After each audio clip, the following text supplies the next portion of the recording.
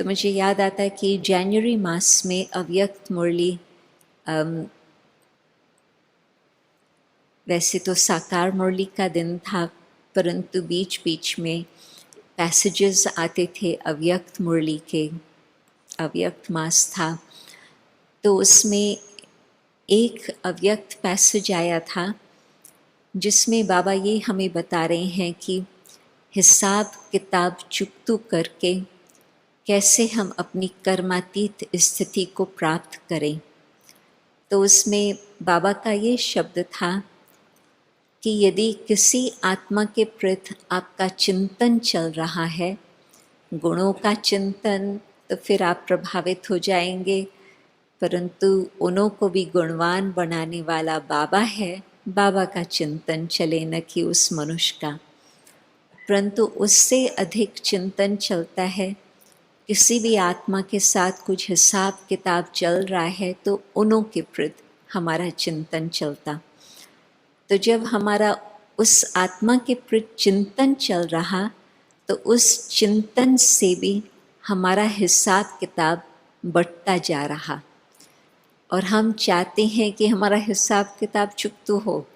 परंतु दूसरी तरफ जब हम उस आत्मा के प्रति इतनी जगह अपनी बुद्धि में देते हैं जो उसी का ही चिंतन चल रहा, तो वो भी हमारा और ही सख्त हिसाब किताब बनता जा रहा, चुकतू होने के बजाय।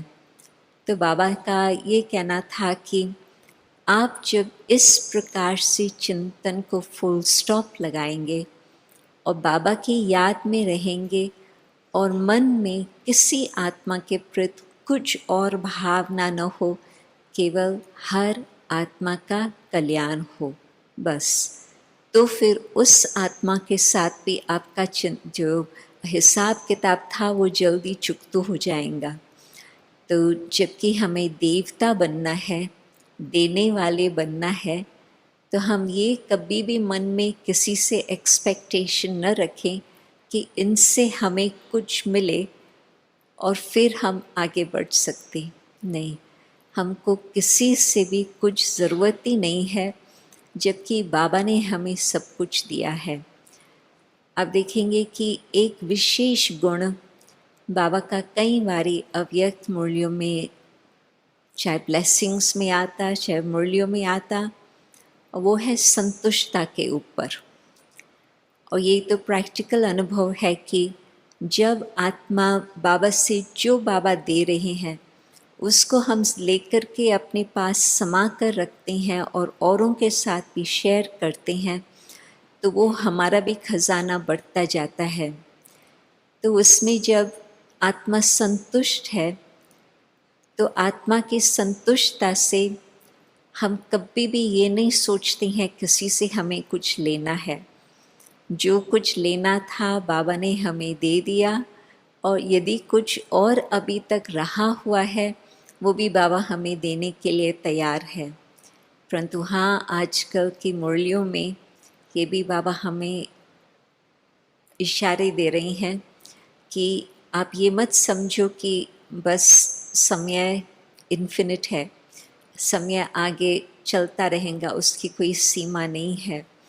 परंतु अब प्रैक्टिकल संसार की हालतें देख रही हैं, तो वो देख करके और फिर ये भी देखें कि जो 350 अपने पास दादियाँ या दादा थे, अभी बाकी आकर के बचे हैं 3। तो उससे भी हम अंदाज़ लगा सकते हैं कि यज्ञ की स्थापना के कार्य में बाकी कितना समय होगा। और विश्व की हालत का तो समाचार आप लोगों को मालूम ही है। तो यदि अभी तक हम लेने का कुछ संकल्प रखते हैं, तो फिर कौन सी घड़ी आएंगी जब हम कहेंगे हाँ बाबा, सचमुच जो कुछ आप देने चाहते थे हमने प्यार से स्वीकार करके अपने मुँह धारण करके हमने अपने को भरपूर किया। और यदि अभी हमारे जीवन में संतुष्टता है, तो हाँ, हम देने वाले देवता का स्वरूप धारण कर सकते। परंतु साथ ही साथ ये जो खास शब्द आता है अहिंसा का, फिर हमारे मन में किसी आत्मा के प्रति, किसी को हार्म करना तो क्या, किसी के प्रति कुछ भी हम संकल्प नहीं चला पाएंगे। तो अहिंसा हमारे जीवन से वो नज़र आएंगी। और फिर साथ साथ एक और विशेष गुण लगता है कि बहुत ही आवश्यक है। यदि हम अपना फरिश्ता स्वरूप, अपना देवता स्वरूप सामने रखते हैं, तो बुद्धि के सामने वही विजन है, वही नक्शा है, तो फिर उसमें मुझे लगता है सत्यता एक बहुत मुख्य बात आती। जबकि देवताओं के लिए तो कहेंगे कि वो सत धर्म के मालिक थे, सतयुग के मालिक थे। सतयुग के लिए भिन्न भिन्न नाम आते हैं, परंतु सबसे अच्छा नाम ये मुझे लगता है सतयुग, सत्यता का युग। जिस रीति से कलयुग में काल का युग, और देख रहे हैं कि बिल्कुल काल सब तरफ खड़ा ही है, परंतु सतयुग का मेन नाम ये सत्यता के ऊपर आधारित। तो कहाँ तक हम सत्यता को समझकर और जीवन में वो धारण करके चलते आ रहे हैं। तो उसमें आप देखेंगे कि आज के युग में कहती हैं पोस्ट ट्रूथ। ये हमारे शब्द नहीं है, ये कलयुग वाले लोगों ने ही ये शब्द निकाला है कि सत्यता छूट गई और अभी बाकी उसके बाद का युग चल रहा। तो यदि बाहर वाले भी मानते हैं कि ये बिल्कुल आज के समय बाहर में तो कुछ सत्यता रहा ही नहीं, इतना तक जो देश को चलाने वाले, बड़े बड़े देशों को चलाने वाले, उन्हों के अंदर तो कुछ सत्यता की मार्जिन ही नहीं रही, इतना सब तरफ झूठ ही झूठ। परंतु बाबा के संसार में जब आज हम सत्यता के मार्ग पर चलकर अपना देवता स्वरूप धारण करेंगे, तो फिर विश्व के सामने वो प्रत्यक्ष रूप होगा कि हाँ, ये भगवान का कार्य है। तो सत्यता तो एक तरह से बहुत बहुत ऊंची स्थिति की बात है, परंतु जब भगवान सत्य है और भगवान सत्य को ही भगवान मानते हैं और हम कहेंगे कि वो तो हमारा बाप है, इतना समीपता का संबंध है जो हम बहुत हल्के रीति से कहते हैं कि ये तो हमारा बाप है।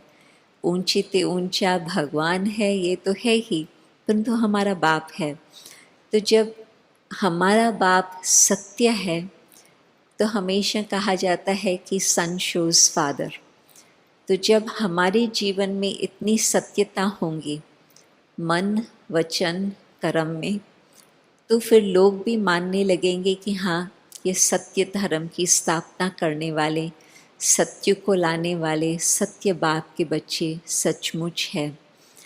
तो मन में पहले कोई न कोई प्रकार का झूठ आता, परंतु मन में भी कभी कभी कुछ डर के मारे झूठ आता।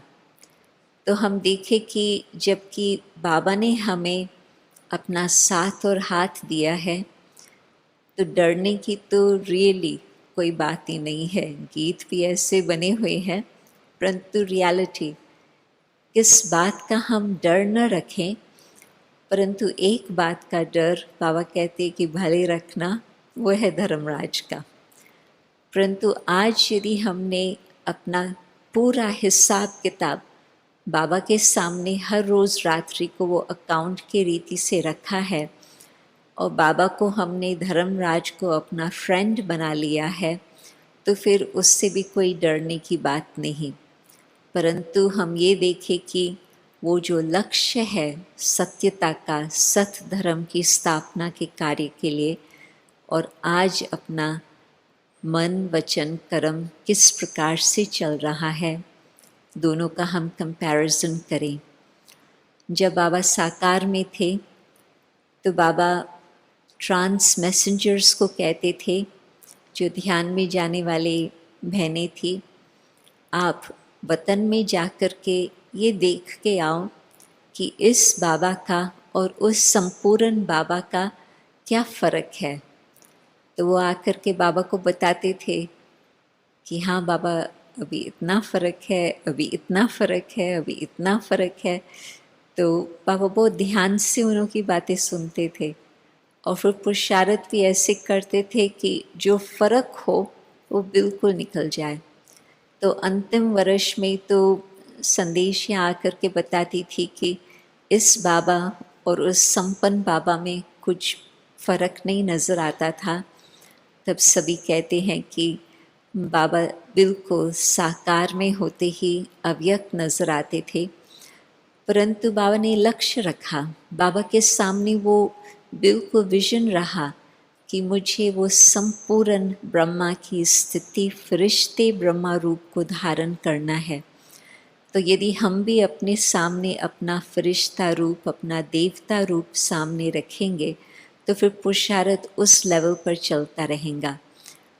और लास्ट बात मुझे ये बतानी है कि एक तो बिल्कुल अहिंसा का रूप जिसमें संतुष्टता का गहरा संबंध आता, परंतु फिर दूसरी बात सत्यता, और तीसरी बात भगवान को सत्य और प्रेम कहा जाता। सत्यता को भी कहेंगे भगवान है, इसी तरह से प्रेम को भी कहेंगे भगवान है। तो जबकि देवता स्वरूप को याद करते हैं या एंजल स्वरूप को भी याद करते हैं, तो दोनों में वो परमात्मा के प्रति प्रेम, परंतु साथ ही साथ सर्व मनुष्य आत्माओं के प्रति भी प्रेम। थोड़ा समय पहले जब मैं रोम में गई थी, वहाँ पर एक यूएन की संस्था है जो फूड और एग्रीकल्चर के साथ कनेक्टेड है। तो पहले वो चित्र नहीं था, परंतु जब मैं लास्ट टाइम गई थी 2 साल पहले, तो एक नया स्टैच्यू उन्होंने एंट्रेंस में रखा हुआ था। तो वो कौन सा था? कहते हैं कि जब एंजल्स भी आज के संसार की हालत देखते हैं तो उन्हों के आँखों में भी प्रेम के आंसू आते हैं। वो प्रेमवश चाहते हैं कि मानव को कुछ वो मदद करे। तो चाहे एंजल के स्वरूप में ऐसे हमारे दिल में प्रेम हो, जो हमारे मन में और कोई भावना न हो, केवल यही कि हम सर्व आत्माओं के लिए कुछ न कुछ मनसा सेवा करें, कुछ वाचा सेवा करें, कर्मना सेवा करें, जिससे वो आत्माएं भी बाबा के नज़दीक आए। और फिर देवताओं का तो है ही वो प्रेम स्वरूप। तो हम 3 बातें ये याद रखें, तो जो हमारा लक्ष्य है कि हम एंजल जल्दी बन जाएं, देवता स्वरूप धारण करें, तो वो कार्य बाबा, हम लक्ष्य रखते हैं, दृढ़ संकल्प रखते हैं, तो बाबा की मदद अवश्य ही मिलती है। वो प्रैक्टिकल वो स्वरूप बन ही जाता। ओम शांति।